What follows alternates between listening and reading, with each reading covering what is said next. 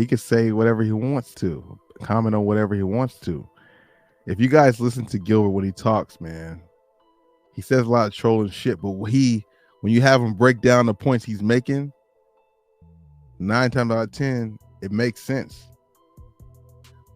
He just got a funny way of delivering it, bro.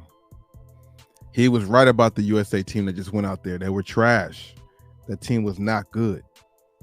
You got players on that team who don't even start on their own team, but they were players and important players on the All-Star, on the USA team. You know? Stuff like that don't make sense. But a couple weeks or a week before training camp is not enough time. If you're going to work out with Hakeem on some shit like that, you need to be there since the end of the last season. You need like a good 4 weeks to 2 to 8 weeks to really grasp what Hakeem is serving. You know what I'm saying? I feel that way. Yeah. Cooking session. This is what we call a cooking session. You know, somebody wants to come out, call people idiots and call people this and that. But, you know, sure, you can't like troll a troller, still, bro. You know, can't do it. The ones before that, that's in the 2000s. You know, you heard of Tim, right? Best power forward of all. Yeah. You can't troll a troller. That's a fact. You look hot. Players that I can't really think of. You look now hot. let me give you guys some of the top players in the like in the 80s. hot. Ooh, You got a sweater on. Give us some top players in the 80s, sir. I'm just gonna give you guys a list of the top players in the 80s where Gilbert Arenas is saying that these guys were drunkards and trash. Let me give you the guys that played in the 80s, right? Maybe they'll ring a bell. Charles Barkley. So he's looking off of Google. Now, the problem with him looking off of Google, he typed in best 80s players, and then it comes with a list. This boy breaks it down, bro. Like, I'm trying to tell y'all, anybody out there, leave this man alone. When he say some wild takes, just let it, that's just Gilbert. Just leave it like that. That's just Gilbert being Gilbert. Just leave it like that. Just leave it like that. Michael Jordan. Trust me. Just leave Urban it Magic that way. Johnson. Larry Bird. Alex English. If you don't know who that is, educate yourself. George Gervin. George Gervin came in the league in 72, so he's a 70s player. But you probably knew that. Hakeem Olajuwon. Kevin McHale. James Worthy. Dominique Wilkins. Julius Erving. Julius Erving was drafted in 72 also, sir. He's a 70s player, but you probably knew that. See what I'm saying? The trolling, I'm telling you, bro. The trolling is endless, bro. Endless, bro. Dr. J. Isaiah Thomas. Moses Malone. Moses Malone, Kareem too. Abdul-Jabbar. He was drafted in 70s, not sir. 80s. Carry on. Clyde Drexler. Bill Walton. Those are about 18 of the top 75 players. Those guys all played in the 80s. All of them were drafted in the 80s. All of these guys that you just heard. They're always drafted in the 80s. No, they're not. Magic 79, but those are 80s players. Alex English 76, he's an 80s player. George Gervin 70s and 80s. You know, Dr. J 70s and 80s. He was 70s first all team. He was all decade. So you got to make sure when you say something, you got to make sure your facts are like identical to what you're saying. You can't leave my boy no wiggle room. None. If you're going to come at him and with some shit and try and talk shit, you can't give him no wiggle room. Any wiggle room, he going to wiggle his way out of whatever you're saying, bro. I'm telling you. Moses Malone, he's the tweener, right? He's a tweener. He's coming in 75, right?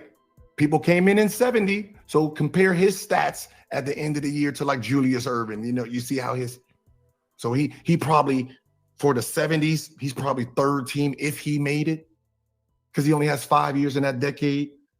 Bill Walton. Now, the problem with the statement is this. What is it? Top 75. Do you remember the top 50, sir? The top 50, I think the youngest player on the top 50 was Shaquille O'Neal, right? Shout out to Big Diesel, man. Of course, right? Top 50 was Shaquille O'Neal. Think about everybody who came in the league after Shaquille O'Neal, sir. And they only put 25 more people in there. First of all, the top 75 should have been a little different. it sucks that they're gonna come back with this top 100 in how many years, and God forbid, you know, some of these players aren't around to be honored. Even though I guess it don't matter, but that's a part of that's the part that does matter. Like for T-Mac to not be in the top 75, he has to wait to, you know, Penny Hardaway. There's a lot of people I can't think of right this second that were left off of that list. Klay Thompson, you know, a lot of people that were left off the list, and they have to wait till the next one because they would definitely be in the top 100. But will they be around to be honored?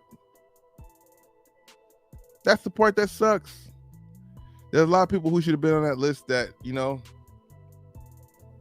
that wasn't, man. And they should have probably done it where you take, like, you don't just bring everybody from the 50 and grandfather them into the 75. You should go from scratch and do the whole 75 from when you guys do 75. You know what I mean? Unfortunate, bro. Right? 25. So that means they grandfathered in that 50. They grandfathered in that 50. Now, what they should have did was took everybody out of it, okay, and then I didn't know he was going to say 75. This. There's people I didn't know he was going to say the that. top 50 who didn't even start for some of their teams. Bill Walton himself, he got 5,000 points total, 4,000 rebounds.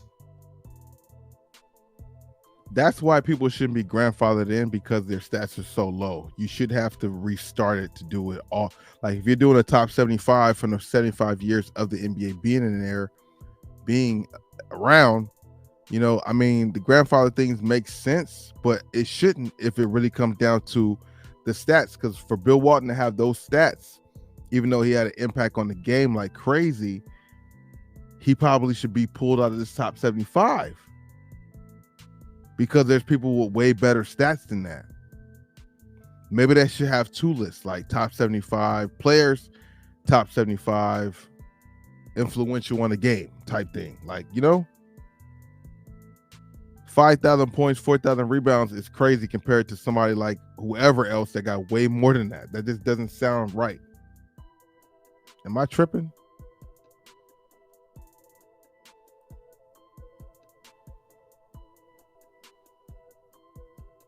Yeah, he definitely is. That's what sports channels do for sure. Klay was definitely the biggest snub on the 75 list because he has rings and stuff like that. But T-Mac for sure should have been on that list too, bro. For sure should have been in top 75, bro. For sure should have been. You get my point. So that was the reason they did it. They inherited. Now, here's something you should Google. Here's something you should Google. When you take the top players in each position, you know, top point guards of all time, you know, you can do 5 or 10, however make you feel better. Shooting guard, small forwards, power forwards, centers. You should see where the ranking and who holds the most. Let me see something. Will this hurt me?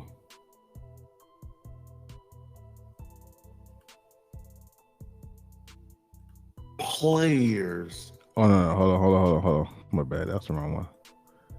You gotta do it faster. Who holds the most talent? Wait, that's slow too. Oh, there we go. There we go. Each position. I did quick math. The quick math is this. You can take the 90s, the 80s, the 70s, and the 60s. That's 40 years. You have 22 players that's considered top. The 2000s and the 2010s, you got 19. You got 22 with 40 years. 20 years, you got 19. Okay. And Giannis is not in there. Embiid is not in there, right? Kawhi is not in there. Yeah, Anthony Davis not in there yet. Jokic, you know, Kyrie, they're not in there yet. You know what makes it sound stupid? The league started in the 70s, emerged in, you know, the end of the 70s and 80s. So okay. Do you really think the 80s really had that kind of talent with the big drug problem they had? Like, you really think they was? Yeah, there was a big drug problem at one point in the league for sure. For sure was a big drug problem with some of the stars back then.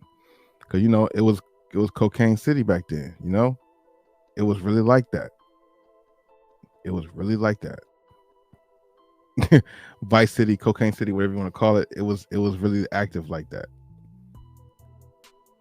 Right. I know what that player looks like in that era. Remember, I'll skip to him. Your money dictates how hard you played for that organization, right? So if he got 57 rings, 58 million, he was worth about he was a $3 million player, right? Talking about Robert Horry and the $50 million of the ring. That is also a work conversation ethic too. Also, that's a mediocre work ethic who's settled and who's willing to just be there. Right? My brain doesn't work like that. You know, I'll rather try something, do it the best, and fail. Right? That's my aim. What would you guys rather do? Be somebody that's in the middle of the pack? It sounds weird, but the way that he breaks it down makes some sense. He'd rather go down being the main guy trying to get his team there and failing than being an average person on a team that wins a lot. You know what I'm saying? If you think about it that way, that kind of holds some merit. Would you rather be the main guy and the focal point of a team, trying to get your team there on your back and your accord, and not making it to the top, not making it there?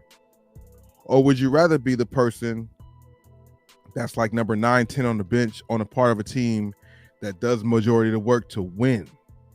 And y'all won as a team, you get credit for it, but you didn't have the same effect as being the main person. Do you want to be the main person, or do you want to be part of the squad? And you know what I mean? It really is a personal preference.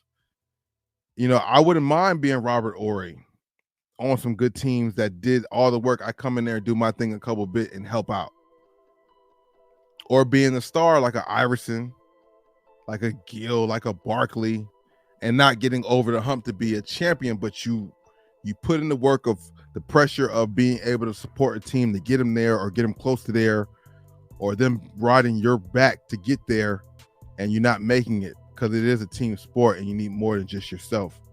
It's really two ways to look at that. Do you want to be the person that's the leader and not making it to the top, not making it to the championship, not winning rings, but you're putting in the work, dedication, hard to be the leader of the team and everybody trusts you as the leader, but it just wasn't enough to get over the hump? Or being an average, I mean, not saying Robert Horry was average, but Robert Horry was never a star on his team. Robert Horry was never a 1, 2, 3 option on his team. It's easier to say, okay, I want the rings and blah, blah, blah, blah. But when you talk about being the alpha male or being the main person, you know what I'm saying? Would you rather take the rate of somebody like, use the example here, Gill, who made over 170 million in the league, or Robert Horry, who made 50 million in the league, but he got rings though? What matters to you at the end of your career when you're not playing no more? It's two ways to look at it, bro. Right. I'd rather, like, if we asked you who played harder on the court, Allen Iverson or, you know, Bob, I'm pretty sure 100% would say Allen Iverson, right? So how is Allen Iverson? Right? From the looks of things, from what we saw, Iverson played harder than Robert Horry. At least it looked that way by perception, right? Iverson was out there being a dog, leading his team to the finals against two dogs in Kobe and Shaq. Iverson was leading that team himself. Like, he was like the only offensive scorer really on that team with a bunch of defensive players, Loser if he's the one that's playing 1,000 miles an hour every single day, right? That's the premises, right? Like, would you rather take the risk to be great and fail, or would you rather just sit behind, let someone else do the charity work for you, right? Some people might feel like it wasn't charity work, but you get what he's saying. Kobe and Shaq for sure led those Shaq Laker teams. Like, it was nobody else the leader. Robert Horry was not the leader of the team on any of the team, even with Hakeem and them in Houston, San Antonio, no. Lakers, no. He was a key role player that did his thing when his number was called, like all role players should do, right? So, now this is going to be a problem for you because change there. Well, you don't know history. That's the problem. Shout out to Dreamers Doers podcast. Like I said, man, Dreamers Pro, whatever it's called. Because they've been going in on my boy, man. So, you get what you had coming to you. Apparently, about 24 hours ago, Steven Jackson looked like he was going somewhere, and something caused him to respond to some of the comments that Steven Jackson wasn't responding to me. He was responding to Jeff Teague. Like, the original comment was 300 million or 50, right? It changed from Jeff Teague, max deal 100 million or 50, right? The same shit he done. That's good to know too. It was Jeff Teague that Steven Jackson was talking to. It wasn't Gilbert Arenas. I thought it was Gil. I thought Steven Jackson was talking about Gil. And when Steven Jackson responded saying you never won nothing, you wasn't a winner, I'm like, what is he saying? Like, Gil definitely was an assassin out there on the court, and he's a winner. He didn't win championships, but he's a winner type player. But Jeff Teague, on the other hand, it makes sense for the comments that Steven Jackson said. I see those comments applying to Jeff Teague and not Gil. Arenas and these guys made. And, he did a response show. So what we want to do is we're going to quickly play what he had to say. It's only about a minute clip, and then we're going to really get into the show. So take a listen to what Steven Jackson had to say here. Hey, what up, world? We out here in all smoking LA doing some epic right? And I'm tired of seeing this on Instagram coming from basketball players. And that's why a lot of y'all losers. It was on Instagram. Gil's comment wasn't on Instagram. It was on the podcast on the internet. There's no way. If you ain't come from nothing, then you understand why people say they would rather 50 million and a championship. Because I care about being the best at what the gift God gave me. It would suck to play the game of basketball and never say you was a champion. You was never the best in the world. 50 million is enough for people who come from nothing. We know how to make that work. That 50 million is like 200 million to us. But it goes to show the people who struggled and the people who didn't struggle. Talking about, I'll take 100 million and championship. Nah, I'll take 50 million. Nah, he was talking about Gilbert, bro. With these comments he's saying right here, Steven Jackson sounds like he's talking about Gil.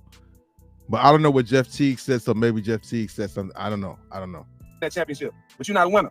You don't want to be the best. You just want to maintain them and just go along. Nah, that's the difference between a lot of champions and y'all. Yeah, y'all made y'all money, but y'all weren't the best at nothing. So you heard what he had to say. Now let's really get into the show here. He couldn't. That part feel like he can't talk to Gil because no, that don't apply right there. Y'all don't win nothing. We but he produced a show a few days ago. He was Gilbert Arenas and some of his comments about NBA legend Hakeem Olajuwon, and I said that only dull light bulbs are attracted to people that Gilbert Arenas and stuff that he says, right? And I've heard people say, "Oh my God, this dude is a genius." I'm not no damn dull light bulb. I'm not no damn dull light bulb. What the hell you talking about, Dreamers Pro? So well spoken and all of this stuff. Well, if you were listening to what he said in that clip at the very end, this genius of yours basically said, "Who would you rather be?" Listen to this: Kobe Bryant or Derek Fisher? And he was actually looking for an answer, right? That's why I told you only slow dudes follow Gilbert Arenas and think what he says is smart. The argument is, would you rather be a champion that made some money, or be a guy that made a lot of money but never won anything? In the case of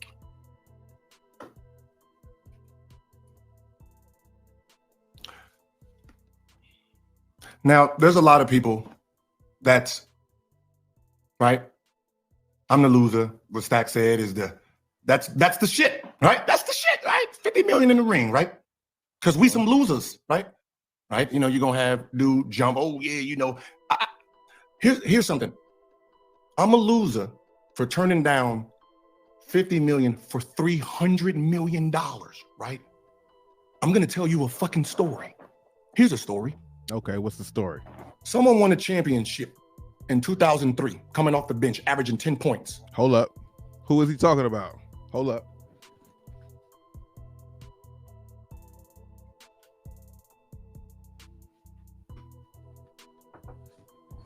See, man, you know, we chilling.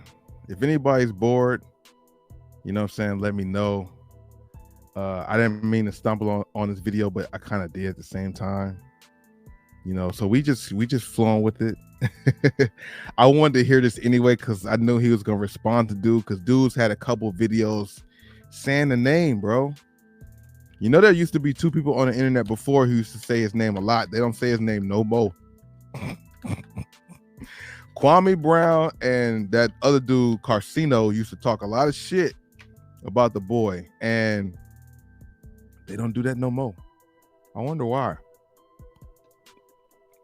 Kwame Brown came out on fire talking about everybody. He started talking about my boy. I'm like, damn, is Gil gonna let this ride? Like, why is Kwame getting away with talking all this shit? You know, they had Mr. Skinny on the live stream with Kwame talking shit, talking about he was a tender dick nigga and all this other shit. I'm like, man, these people over here just talking shit. Like, Gil not saying nothing. I'm like, do I have to start making videos to defend my boy because he's not making no videos? Then he made some time to make videos. And I was like, okay, cool. I could just sit back and watch this show now. Get my little popcorn and watch the cook session. Yeah, Kwame's been shut the fuck up. Kwame's been zipped the lip. Kwame had to make an apology video to Gilbert. That's how he play. Oh, sorry for the content. These weren't live. You know, yeah, they were apologetic. They talked about the boy, and he deaded that shit. They're not saying nothing no more. And that's how you know when you can pull some strings. You know what I mean? Kwame been very quiet. Very quiet. Very quiet. I like that. I like seeing that. You know what I mean? Somebody talk all this rah-rah, poking the chest out, and then they just go back to the little, I'm just making my little content over here. I'm not going to speak about that guy. Making $700,000. Champion. $700,000. Champion. They offered him 3-year, $10 million. Turns it down. Right? They said, we want to win back-to-back. Turns it down. So the team took the offer and said, we good on you. He had to go sign a 1-year deal for $1 million. So let's do the fucking math. We have a deal, 3-year, $10 million, right? He turned it down to win back-to-back, right? He had to sign a 1-year deal, 1 year, for $1 million. Okay. He averaged 18 points. 18 points. And got a 2-year, $10 million deal. So he got 2 years plus 10. Now, the math here is one team offered him 3-year 10. In the same 3 years, he got 3-year 11.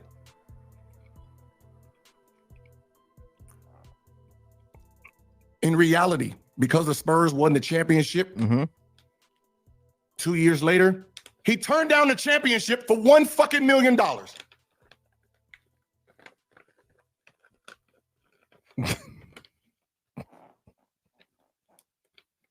Turned down the championship for $1 million is what actually ended up being the math.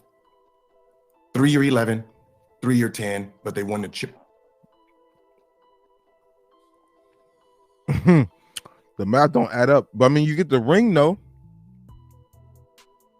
One thing about the championship ring, that it is a big deal when you make it to the NBA. You know, your goal is to make it to the championship and win it, right? But when you have all these players coming out saying different things, you had Iguodala and Turner on the podcast, on his podcast last season, saying that in this league, you just got to go. It's about your M&Ms. It's about your millions and your memories, because everything else is out of your control. They talk about how in Game 7, in order for one team to win, they have to win by 15 in order to win by 2, which means things are against you. It's not really for you. This stuff is like WWE. So how much do those rings really matter if it's like WWE really? For one, that's just one other thing we can go down a whole nother can of worms. But you got Iguodala and Evan Turner speaking and saying this. Oh man, I was in the playoffs and they said, I was excited about game 7. And the big dog told me, like, in order for us to win this game by 2, we had to really win by 15. Do you think they want to see us against LeBron in the finals, or do they want to see this team and that team in the finals against LeBron, which makes the league more money? So what do those rings really mean if it's all WWE anyway? So at the end of the day, like one player told another one, it's about your M&Ms, your millions, and your memories. Yeah, you got the rings, but now you have NBA players selling their championship ring for money.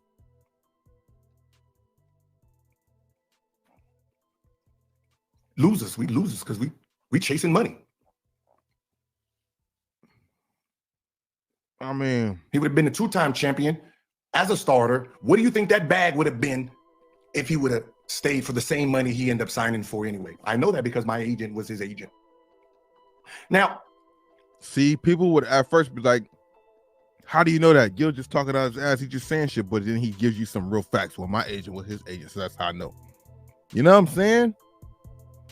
He say wild shit in different ways that people aren't accustomed to or don't like, but he can break it down with some truth behind it or some facts.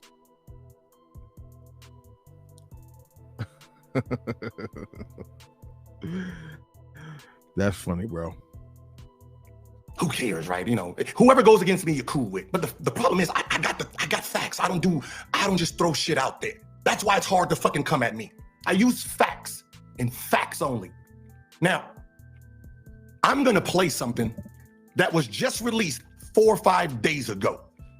Remember, it's about winning mentalities and losing mentalities. There's a winning mentality, there's a losing mentality, right? We hear what motherfuckers say when they retired, but in real time, we see the decisions they make, right? Now, y'all tell me what type of mentality this is, since this is the people they want to lobby for. And me and Stack is fine. He wasn't talking about me, so I just want to point out everything. That's good, because I really thought Stack was talking about him. So much to the point, I text Gil the clip that we heard earlier of Steven Jackson talking. I thought it was about Gil too, the way everybody presented it. So I text Gil like, oh, looks like Steven Jackson's on your menu next. I didn't get a response because it wasn't that. Right? When you I thought it was go time on Steven Jackson too. But it wasn't about him, so it wasn't go time. I was looking forward to it. And I say random shit. Am I? Hear the stories about the Pat Riley training camps. He had the 4 trash cans on the corners. Make you throw up. Okay, so the court, it's almost like a long rectangle, right? And he would put trash cans on the corners. So while you turning, he would stop. Real quick, keep moving. Going, keep going, and then the corner. Damn. But the running was so tough, he was making guys throw up on themselves. I went to a not even training camp. They got the mini camp in the summer before training camp. Yep. I went to that. First, after stretch, 10 minutes on the clock. 10 minutes of 3-man weave. That's I don't want to play here. 10 minutes of 3-man weave, that's crazy. That is like wasted movement, bro. Wasted movement, wasted energy, a lot of waste going on. A whole lot of waste going on, bro. A whole lot of waste. I do not want to play here. So I'm saying, nah. Those training camps used to test your love and your commitment towards the league. Yeah, I didn't love the game as much as I thought. You need to yeah, with them type of workouts, boy, it really would test if you really love this. Nah, man, 10 minutes of 3-minute weave with how many players doing it? That's a lot of running. Then you got the running with all the. Nah, bro. That again. Hey, dreams. Do you want to hear it again? Just I don't know. Let me hear this again. Test your love and your commitment towards the league. Yeah, I didn't love the game as much as I thought. Yeah, like, man, I didn't love it this much. I didn't know we had to do this. I love the game, but I didn't know in order to love the game or be the game at a high clip, you got to do this shit. That's what separates the people who put in the work and who don't. But then you also got crazy coaches who do extra shit too for unnecessary stuff. You know what I mean? And you got to think, when you do these drills and stuff, it might not affect you right then, but down the line, when you get older and can't play no more, your body feels those unnecessary runs that you had to do for discipline, or just because the coach said you had to do it. That's crazy, bro. It's not my podcast. That's a lot of running. If you know sports or ball, you know that's a lot of running, bro. That's crazy.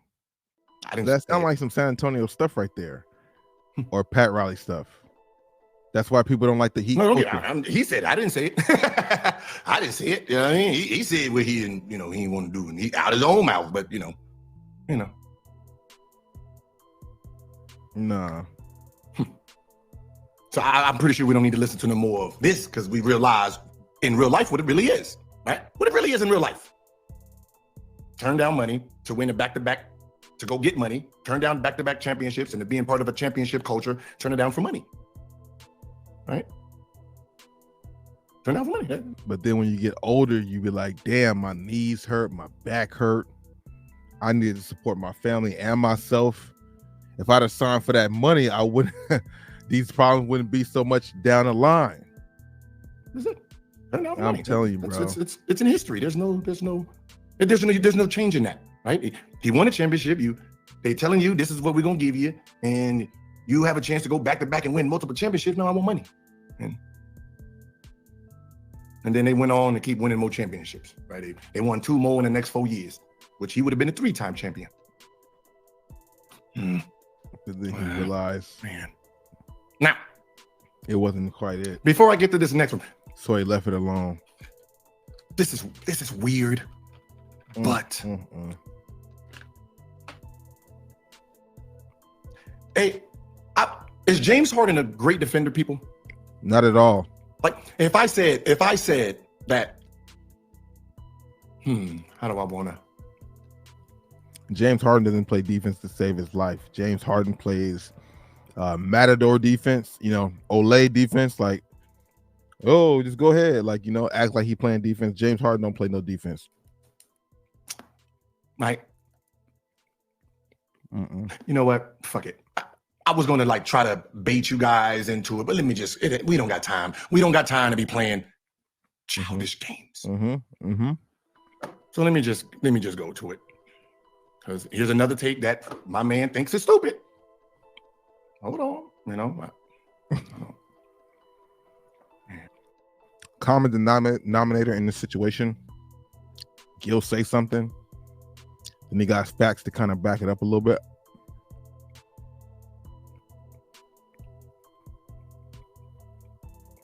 Exactly, Eric.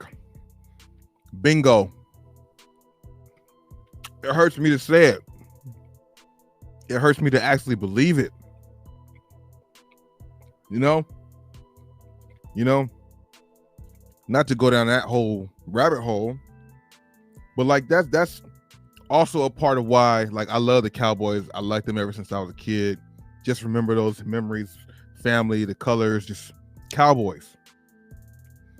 But just like you can see the script written out for you, can see the shit's gonna happen every time. So yeah, I still will rep the Cowboys, say yeah, Cowboys, whatever, knowing they're gonna get in their own way, fuck themselves up. Clippers, the same situation. Oh, it looks good on paper. It's good to feel that for a second, like, oh, maybe, but knowing what the results are gonna be, no matter what. Clippers is gonna fuck themselves up in many ways where they're not gonna be able to make nothing. Cowboys, same thing. They could have a 3-4 game winning streak, do some elementary shit, and have the worst game ever the next game after, when everybody's about to bet on them and think they're about to win and got some momentum.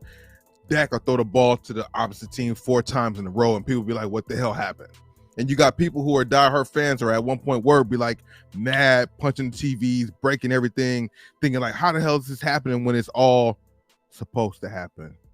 But you over here really worried about this team and diehard tailgating to some shit that ain't even what you think it is.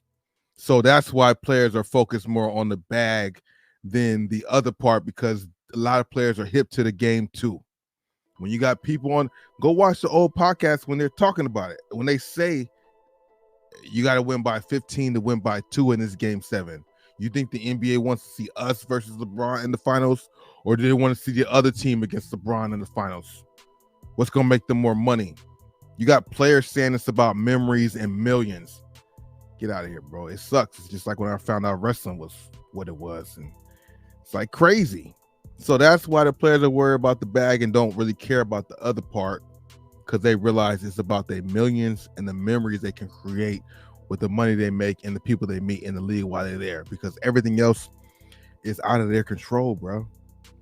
So when people want to get like really talk shit like your team sucks, man, they suck, yeah, it does. Yeah, the script has them, they suck. That's what it is. They just suck. Yeah, they're bad, terrible. But like everything's whatever, bro. That's why I think it's funny with people, because they don't know the half about it. They think this stuff is still like some natural, real stuff. Remember when gambling on sports was illegal? Now they have so many gambling websites to gamble on sports, and we were never supposed to see a team in Vegas because of all the gambling. But now there's teams in Vegas with a new NBA team coming soon. You can't make this stuff up, bro. But hey, you say too much, you sound like I mean, look at his titles, but it's okay. A full all right, let's listen. Another episode of the Dreamers Pro Show, where we cover everything from sports, hot topics, classic debates, entertainment, and where we give you guys a fresh perspective on things. And I was here today. We got a pretty interesting show. But before we get into it, please make sure you like the video and subscribe to the channel. Yeah. We are officially back. No, I don't like shit. Fuck all that. Fuck all that. I don't like none of this dirty shit. Sections in media, period. Sports media is now becoming this thing where everything goes. You don't have to be good. You don't have to have any kind of decorum. You don't have to think about what you're saying. You can just basically cut on a mic, spend $50,000 on a set, and just start talking. That's directed at Gilbert. That's directed at Gilbert. Maybe Cameron makes too. But that's him trying to throw little underdig shots at Gil, man. Get the hell out of here. And just start talking. Just start filling up the air. And just start talking. And all of a sudden, you're going to, grow into something big. No, because you can't just do that and grow. No, you have to be saying something that matters and that has some validity. What's the word? Has to be valid in some way for it to grow and become bigger. You don't just can spew out anything and blow up. No. Which, in my opinion, is diluting the understanding of NBA fans. When you I mean, what he's saying, there's a part of that is true.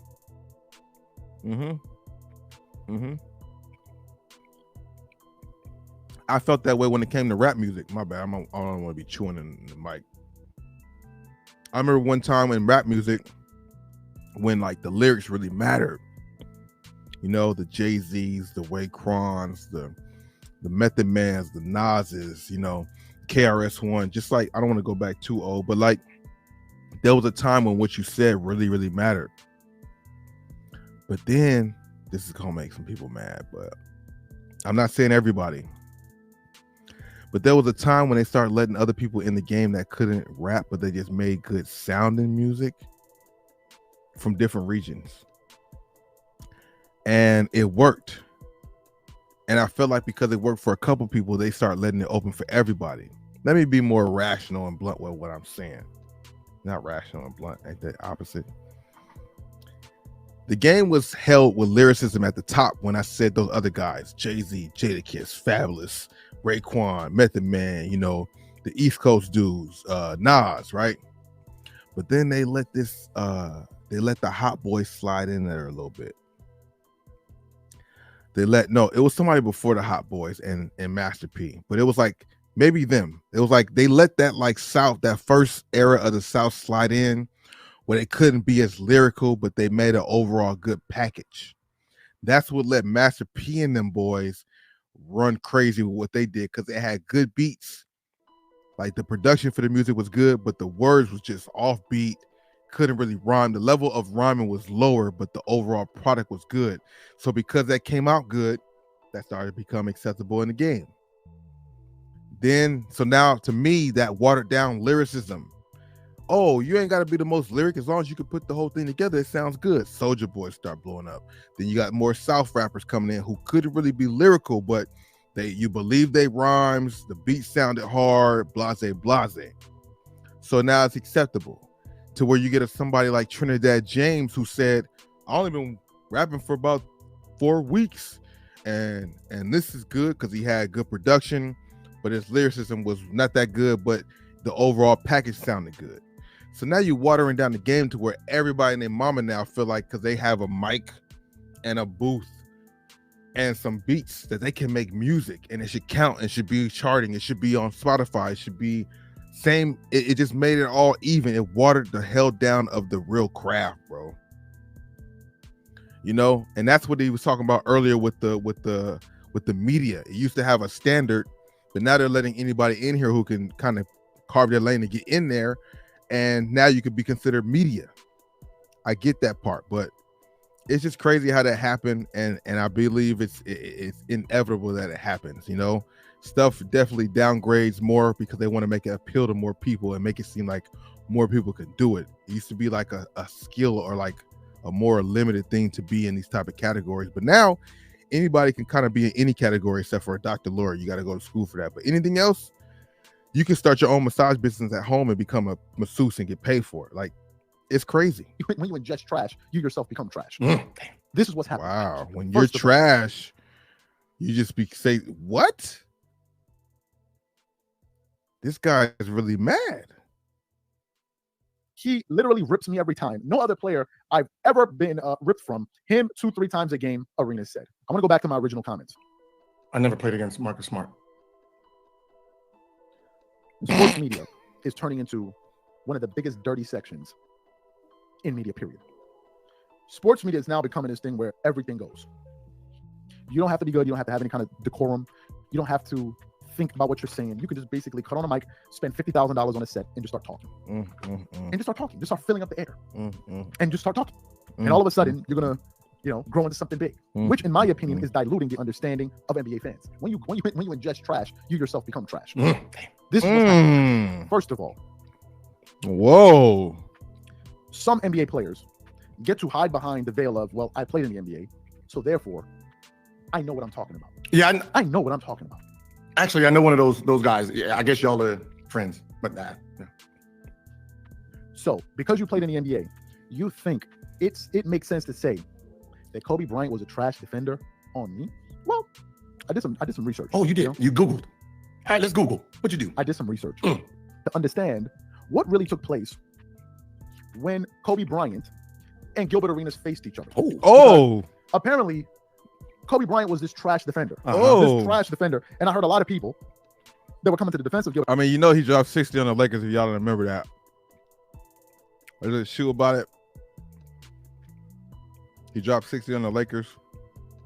Kobe was guarding him too at some point. That 60 was a real thing. I think it was actually 61, but for some reason they keep saying 60.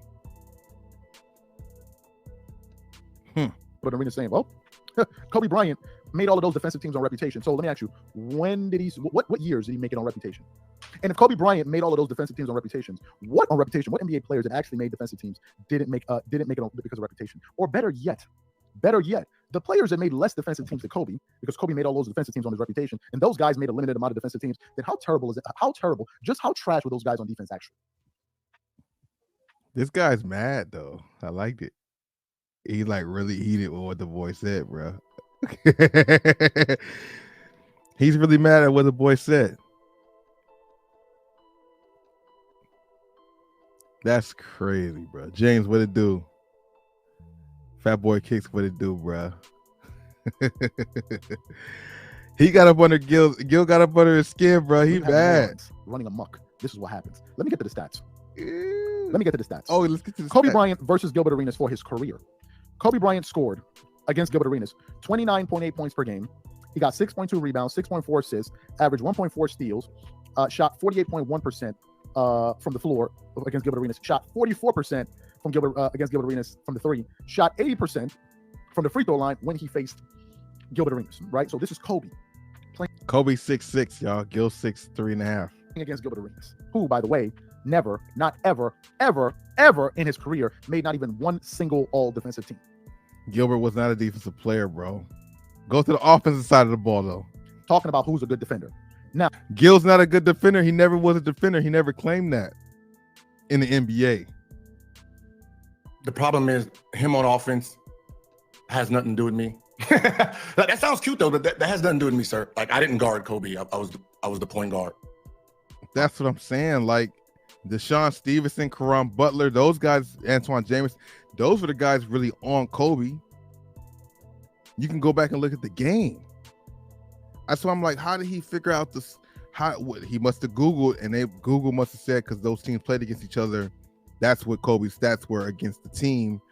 But they're making it more, or Google made it seem like it was a one-on-one matchup. But Gil did not match up with Kobe. Tip, and they didn't. And at that time, they didn't really do too many guard-to-guard screens. It was the pick and roll was not really guard-to-guard. It was guard to big. So, I was the point guard. I didn't, like he guarded me because I was the scorer. boom. Let's see what your Google tells you. Now, Boom. let's get to Kobe's Gilbert Arenas' stats when he faced Kobe. Well, Gilbert Arenas, the guy that gave Kobe 60, because this whole conversation is based on the one game that Gilbert Arenas scored 60 points. Again, this is the whole claim to fame. It still happened though. You say the one game, it still happened though. It was a 60 on your head top for the Lakers. I was in the building. Epic night that night. The nigga could not miss a shot. It was fire as hell, bro. It was one of them nights, bro. I thought about it when I was there too. Like, damn, this is one of them nights that we're gonna talk about for a long time. When he was at like 40-something points out here in Staples Center, all the friends was there at the games. I had great seats, of course, like I always did. We was at this was one of those games that we got drunk, like watching the game, buzz off the beers, eating food. Like it was a party that night. For whatever reason, like that night was epic for everybody, that like all the friends that came to the game. Like it was fire, bro. Gilbert Arenas playing against Kobe shot 40.6% from the field, shot 31.3% from the three, and averaged 24.2 points per game. 24 against number 24 ain't bad though. For the games he played against Kobe Bryant. What help me figure it out here? Well, then that's horrible for you, sir. I averaged 24 against Kobe. And my first 2 years will be counted into that. And my injured years will be factored into that too. So when I was a rookie playing against a 3-time, 4-time all. Yeah, when he came to town and played in Staples as a Golden State Warrior, he gave him buckets too out there at Staples. And the good thing about it is this stuff is all documented. You can go and check the stats for the games. When he played for Golden State, when he was playing, he played against the Lakers, he definitely balled out. All-Star 2-time champ, and I get in the game for 2-3 minutes, that would count towards. That would count towards 20-4 a game. The second year, right, where I'm still developing, whatever I scored in those 2 games will count against the 24 also. When I hurt my leg and I'm playing hobbling and I'm coming in, I'm playing for Memphis and shit like that, that counts too. Yeah. So now let's get to the reason I can say the shit I say. Yeah, that's crazy. If y'all think about that, it matters, because when you're playing as a rookie, you're not playing that much. When you're playing later in your career, you're not playing that much, but that still goes all towards the overall averages. So you got to understand them games, other ones when he didn't have that many points, like that would usually bring the average down a lot more. So since I'm averaging 24 with my whole career. Now, if you're me and your last 8 games, fuck it. Your last 7, let's take the claim for fame. Let's take 60 out of it, sir. Let's take 60 out of it. Right? Taking the 60 out of it. It's not 24. So that means 1, 2, 3, 4, 5, 6, 7, 8. So that's he got notes. He got notes. 8 games. We're gonna take 60 out of it. So those games, the score, 33, 35, 37, 21. Damn, he was playing good defense that day. He held me to 21, 29, 34. You hear these numbers against the Lakers and Kobe's teams? Like, so for anybody who likes to talk the shit and say he caps or this and that, like, the boy was really an assassin. It's not because he's a childhood friend or brother to me. It's facts. It's stuff that you can go see that it actually happened. You know what I mean? It's easier, to say when you just making up stuff, it sound good, blah, blah, blah. He got facts to back it up. You guys can all Google those stats to see if he's lying on what he's talking about. 37. Without the 60 points, I averaged 32 points against Kobe Bryant. If you add the 60 in for my career when I got to DC, my 30 or 21 years old, I averaged 35 a game in the 8 games against Kobe Bryant. 30-fucking-5. Now you ask me again, can he play fucking defense? Because if someone told you that this dude averages 35 a game in the last 8 games against that man right there, you will call that man on defense hot trash. Facts or no? Facts or no? If every time LeBron went up against KD and KD averages that many points on LeBron, they're going to say KD's the better player. If Steph Curry averages that many points when he plays against Kyrie, they're going to say Steph is the better player. If he averages that much points against Dame Lillard. If Dame Lillard averages that much against Curry, they would say that Dame Lillard gets the best of Curry every time they match up. Right? They would say Curry couldn't guard Dame because every time they played, Dame cooked.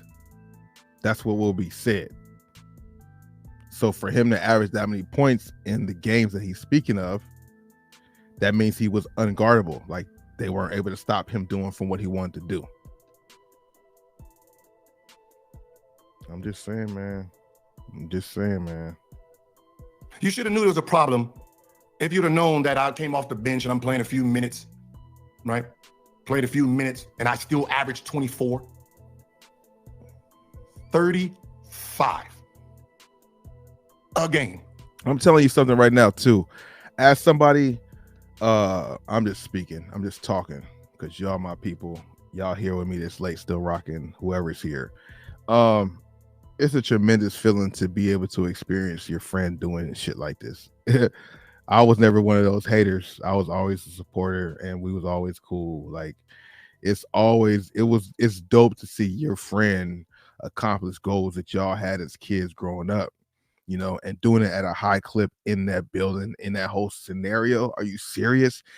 And to go to the Golden State games when he was not the starter, you know what I'm saying? And for him to come out and cook, you know how that feels when you're in the gym watching that, and then afterwards it's like this nigga's like doing what he like. That's crazy, bruh. That's crazy. Putting in work, bruh, on the big stage against the big people where it count. You know what I mean? Y'all can say what you want about the commentary trolling, but when it comes to the sport, we talk about the sport. I don't know, man. I don't know. You should go back to what my coach said. I was very good at geometry. I was very good at angles. I knew he couldn't move left or right very well. It's crazy because the nigga didn't go to no math classes at all. So how was he so good at math on the court?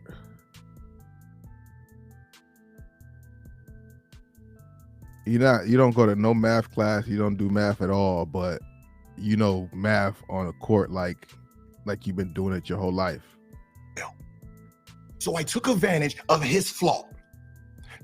You're a good defender in your realm, not the realm I put you in. Now, since you don't know nothing about me like that, because 60 points is my name to fame, whatever the fuck you want to say. Now, if you want to do some research, you know, I'm looking at the all defensive teams. Karolinko, you know, he had to guard me when I hit 51, right? You should see what I did against him, right? Chauncey Billups, you should see what I did against him. Larry Hughes, first team all defense. Larry Hughes I need you to think about this. Larry Hughes, first team all defense, right? Eric Snow, defensive player. LeBron James, defensive player. All three of these dudes on the court. For the Cavs. What's the dude with the wild hair? They call him Wild Thing. Ray Zhao, defensive player. I averaged 34 in the series. 4 defensive players out there, they got that fucking work. I think the one thing that you're not realizing is my brain is my asset, studying, understanding human beings. Yeah, bro. I'm gonna leave it alone. I'm gonna stop that because like it's gonna sound wild, but y'all can check it out too on No Chill Gil page for sure. He got the Gilbert Arenas, of course. No Chill Gil. I don't know. I wanted to see this because I was gonna watch it Xavier regardless. is my gift. Shout out to whoever's still here watching. That defensive team got 34 a game. Swiss cheese, trash. Yeah, so you know, Bruce Bowen, come on, whoever you named, whoever you want to name as a defensive player, you go look up the numbers. Gary Payton, trash. no. Someone asked me, "Hey, is it personal between you and Gary Payton?" Because every time you go at him, like you go when you get him, you take it personal. Rajah Bell, 54, huh? 54. Like, what are we talking about? Yeah, man. You know, I don't know what made dude, because dude start talking. He was talking a lot. You know what I'm saying? You know, dude was really getting animated in his talk to Gil, so that's what made Gil kind of dip into the bag a little more, pull up. You know what I mean? But he say shit that's wild. But like when he break it down, like there be sometimes he not right every time. Obviously, nobody's right 100% of the time, but he just thinks a little differently, and when he breaks it down, it makes sense most of the time. Those were some tough dudes, right? You feel me? On one team for defense, you know, the Cavs team ended up winning because there's more on LeBron's side than that was on the Wizards side. You look through them series, but to averaging, you know, 30 plus, 20, 25, 22. Okay, that makes okay. That's like, okay, that's still good, but 30 plus is something different. You know what I mean? Like 20s and all that is great, but in the playoffs too, to average that, usually your numbers, like if you're good, your numbers go up. But like if you got a team that can focus on defense and you're one of the, you're what the defense is focuses on majority mainly, and you still average 30 plus, that's crazy. But you know, some people say like that's juicing it too much. I'm just saying from a somebody who played ball not at a high level at like NBA or nothing at all, but like just growing up playing basketball, it's like when you're a rapper, you know what real bars are. If you listen to music a long time, you know what a good bar is or the level of it compared to other stuff because you're into it so much. Then you understand what he's really saying, and a lot of you guys know what's up. Like, I was the point guard. You didn't get it through that thick ass skull of yours. That I had shooting guards sticking me because I fucking was too different. Let me show you how different I was. This is swag moment. Swag moment. I'm swag you. Pull out your own stats. Some people would say this is being full of yourself or something, but sometimes people make you do this, man. They do this to themselves. You know what I'm saying? Like, let me see. Let me read. I know you don't know me, and you know, when should I use? I mean, I don't know when to use this. I don't know when to use this. The only thing people will say, because when he gets to his points and makes his points, they're all valid, or most of them are, or whatever. They just hit differently. The only caveat anybody can go to, the only thing people will say is, "But you ain't got no ring, but you didn't win no ring," and that's a true statement. You know what I mean? It's a true statement. He didn't win a ring. He didn't get close to winning a ring. You know what I'm saying? But the one thing about that is the other part about it. How many of the greats, Hall of Famers, top 75ers don't have a ring? It's not like he's the first good player, great player that don't have a ring. That's the overall team success thing. If you want to go by the sports about it, and if you want to make it the entertainment sports part, then it's a whole nother thing, you know. But yeah, that's the one thing that they go to. That's like the universal. You ain't won no championship. It's just to dead all the other points he makes. Right. I don't know when to use this information. I don't know if I should use it now. I should use it when you say, "What have you done?" I don't know. That's what they say. What have you done? Meaning, have you won a championship? They'll say, "Have you been on an all defensive team?" All the things that he obviously, I mean, championship No, but the defensive team they'll go to that one. That'll be another one. Have you ever won a defensive player? But he made all team, all NBA, like those teams. That's more important than that's more of a solid award than defensive player. Well, only one defensive player in the league can happen. It's not always a point guard, unless your name is Gary Payton or Jordan, but he's a 2 guard. So I don't know. Maybe you have something there. I don't know. I'm forgetting my train. I mean, where's that? Where's this stuff? It's just, I don't know. Washington, where he made a crossover over Kobe. Yep.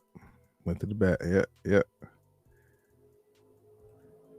JLP on who's that?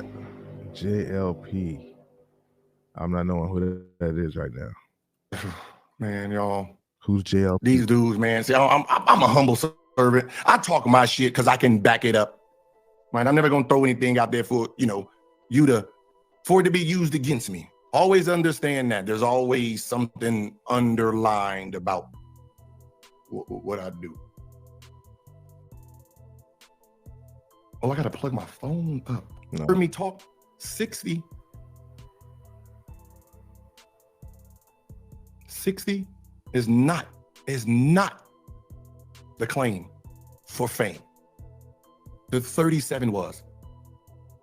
The reason 37 was is because he said personally he was gonna shut me down. He was gonna stop me. Him and the rest of them jack-offs were gonna stop me. So that means for whatever days that they focused on shutting me down, I still had 37 points. Probably talking about Pistons, because he said Chauncey earlier, and they had a whole. And remember, Kobe's my favorite player. Oh, that's why I got respect from him, because his accolades didn't mean shit to me, and he knew it. Oh, so that was Lakers. Since I was little. When he played. I'm the only NBA player, I'm the only regular folk that he allowed to have his rings duplicated. So the same 5 rings Kobe have, I have. Fire. So should I hurt your feelings by flag it? I'll do it any fucking way. Fire. No, don't pull them out. Don't pull out the Kobe rings. Don't pull out the Kobe rings.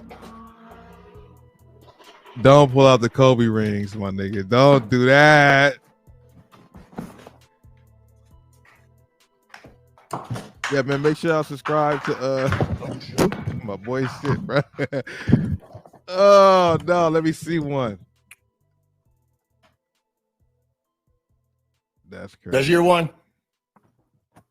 Mm-hmm. That's crazy. Year 2. Dang. That's a flex. Year 3. The 5 flexer.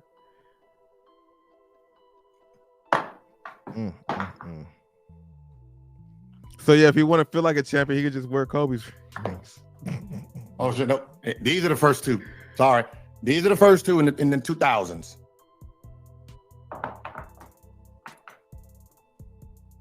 That's the 3rd one. And these are the last 2. He ain't even so the only way you that. get these rings. So this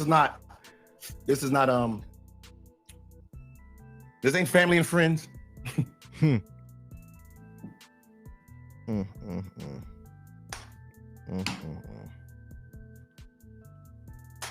RIP to the Mamba, man. You know,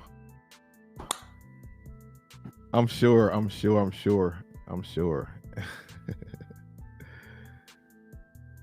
Oh no, what happened to Joe LaPuma? Yeah, I think he did drop a ring. What happened to Joe LaPuma? Oh, he was just on there. Oh no, I didn't know.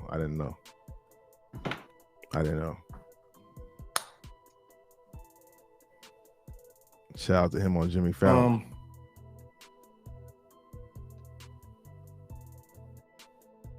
So to sports media. I 100% believe he's an embarrassment. I do. I think that the existence of a Gilbert Arenas Oh no, This is the problem. he's an embarrassment, huh?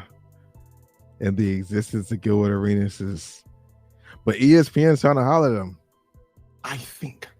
I believe. Who gives a fuck about your opinion? Yeah, fact. What does though. that have to do? Your opinion doesn't actually make it right. Your thoughts, how you feel, has no merit.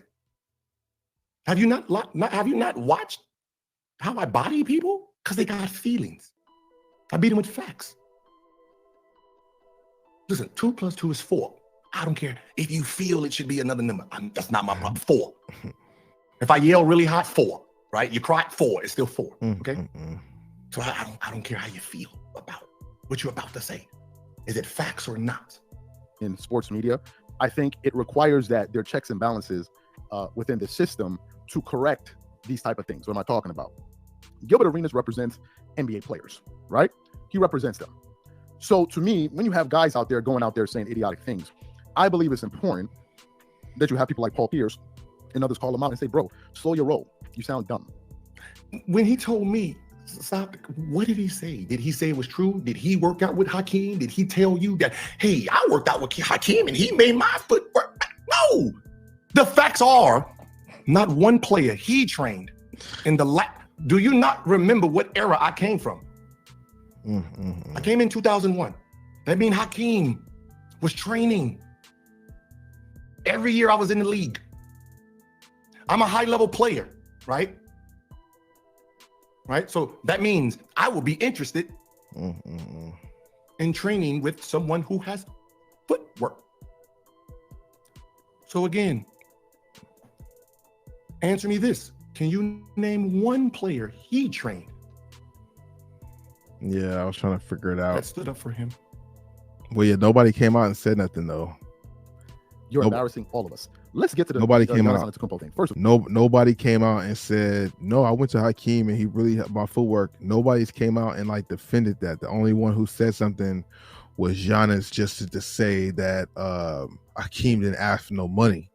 Hakeem was really, Giannis was like stressing the fact that no, he didn't ask for no money. He could have, I would have gave him, but he never asked me for nothing.